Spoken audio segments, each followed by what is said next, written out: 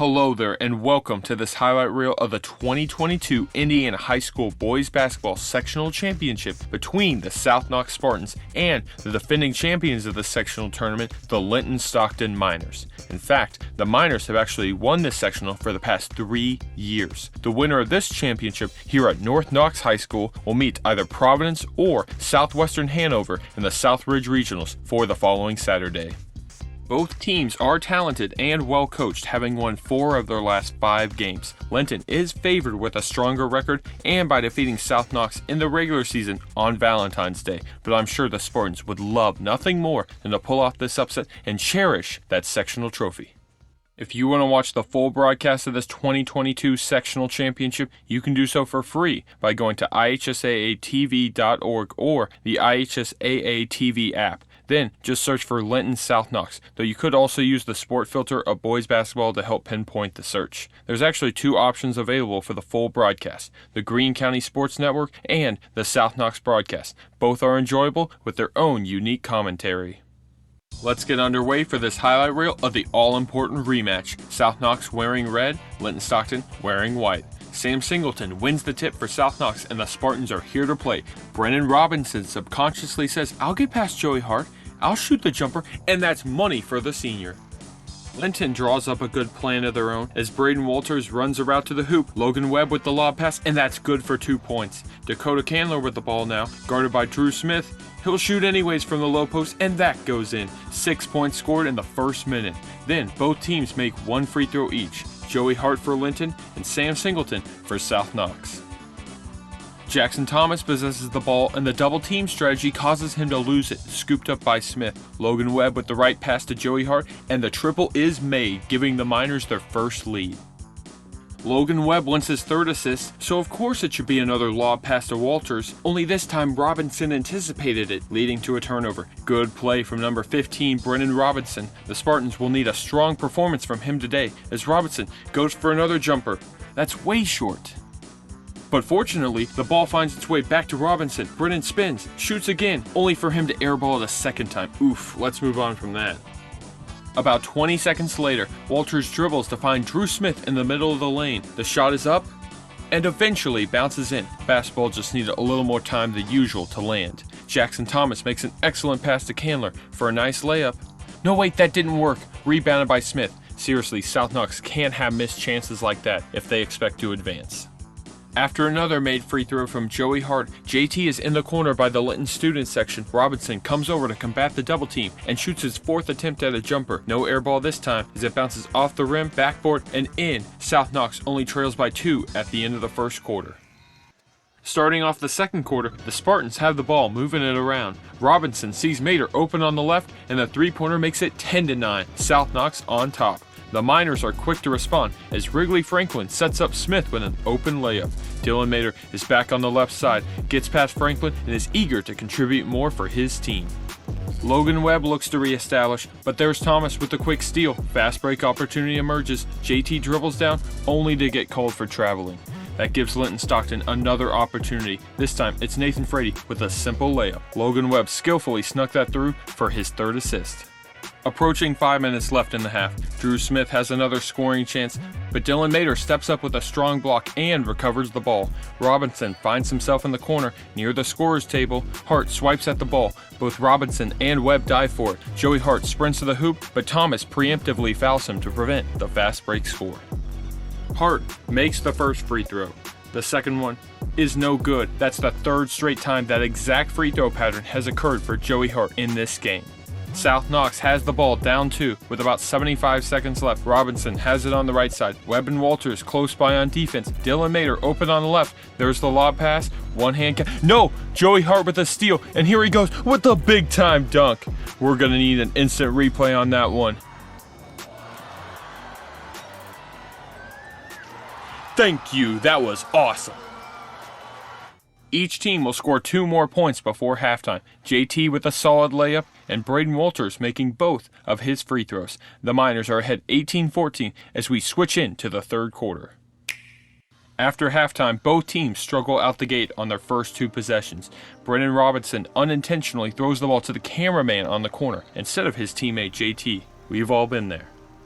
Joey Hart is open on the left side, buries the three-pointer. Hart has scored 11 points so far. You know it's only a matter of time until Joey shoots another one.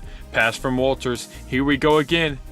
Bounces up high, top of the backboard. Drew Smith with the tip in. Oh man, that was an interesting sequence. Linton with the ball again, but Brennan Robinson with a great steal after tipping it up in the air. 20 seconds later, JT gets past the double team. Excellent pass to Candler. Waits for Walters to jump, and Dakota scores the layup. Joey Hart pull-up jumper, and that's tough to defend.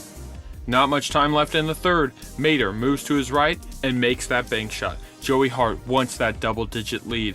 Another pull-up jumper and nothing but net for number 33. Score is 29-18. 3 quarters down, 1 quarter to go. It's a rough start for South Knox. After a steal, Logan Webb gets fouled by Candler and makes one of his 2 free throws. Drew Smith drives down with some urgency and scores to make it a 14-point lead. If they weren't already, the Spartans are definitely in trouble now. Brennan Robinson moves forward to shoot a jumper behind the foul line. No good, but here's Candler with the much-needed tip in. Joey Hart runs near the baseline. The reverse layup fails, rebounded by Candler. Robinson takes a page out of Linton's playbook with a lob pass. Candler's layup is blocked by Franklin. Here's JT, back to Robinson for a triple. You betcha, double-digit lead has evaporated. Under the 4-minute mark, Logan Webb with a long-range pass to Joey Hart. The three-pointer from the wing doesn't hit though. Just a few seconds later, Robinson with a precise pass to Sam Singleton, and the freshman scores underneath. After barely avoiding a backcourt violation, Linton-Stockton finds another open look for a 3. Logan Webb shoots, but it rattles out. South Knox has a chance to do some damage. Candler sends it Mater's way. That 3 from Dylan Mater is good. The Spartans are on a 10-0 run, if you can believe that. This is impressive.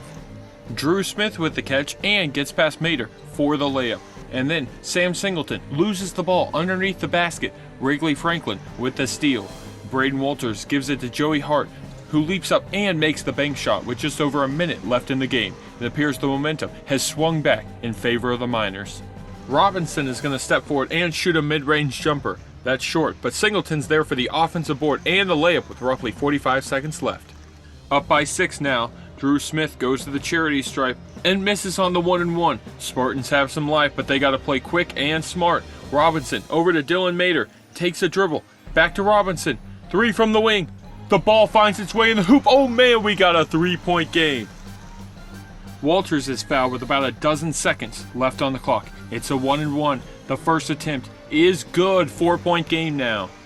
Second free throw is up and no good. The rebound is made by Walters himself. Braden got his own rebound, runs around toward half court, fouled by Mater. Braden proceeds to miss his next free throw, but it won't change the outcome as Mater is unsuccessful on the 3-point attempt. And just like that, Linton-Stockton officially wins the sectional championship for the 4th consecutive time with a final score of 37-33.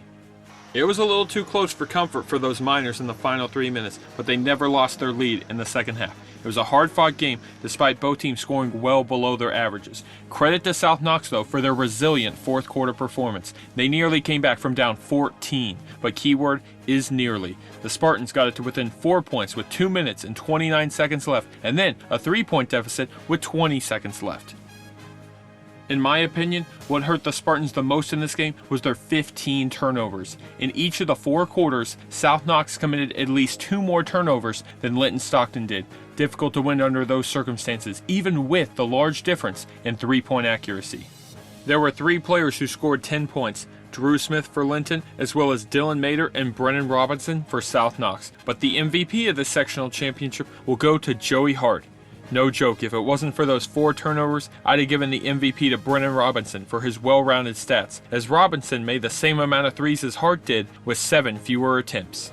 Joey also missed 1 free throw in all 4 trips to the foul line. It definitely wasn't Joey Hart's best shooting of the season, but the guy did just enough to secure the W. Those 2 jumpers at the end of the third quarter were vital in establishing that double-digit lead, as well as Joey Hart's final bank shot to reverse the Spartans' momentum, plus bonus points for that steal and dunk in the second quarter. Bonus points! Congratulations to Linton-Stockton for surviving and advancing to the South Ridge Regional. There may have been some wacky post-game moments here at North Knox, but I'll address that in a future video.